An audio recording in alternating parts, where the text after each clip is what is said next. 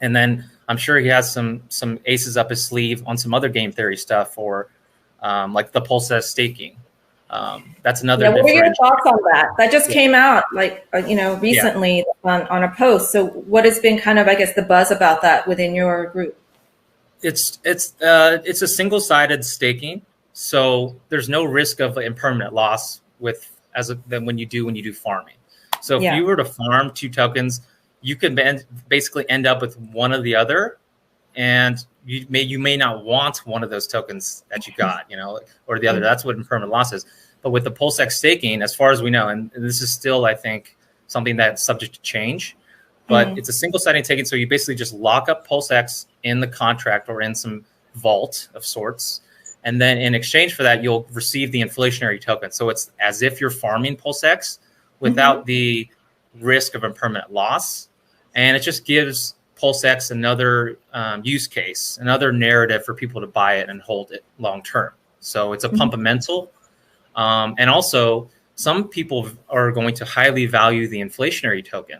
So it's a way to just generate yield and income. It's another passive income strategy that may be good for people. Some people may be not good for some people, right? But it's all about like risk management with farming and liquidity providing.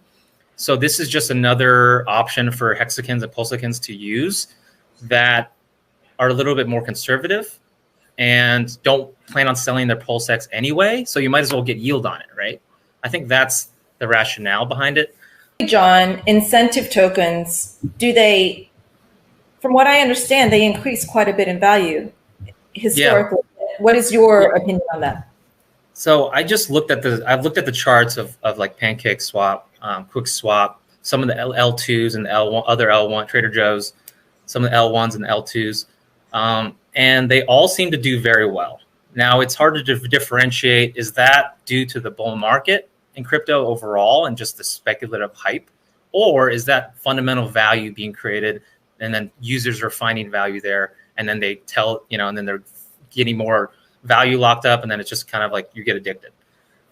So it's tough to tell which is what, but for the most part, these coins, and I've experimented with some of them on farming, they've done 100x, 1000x even, like in that range, 50 to 1000x.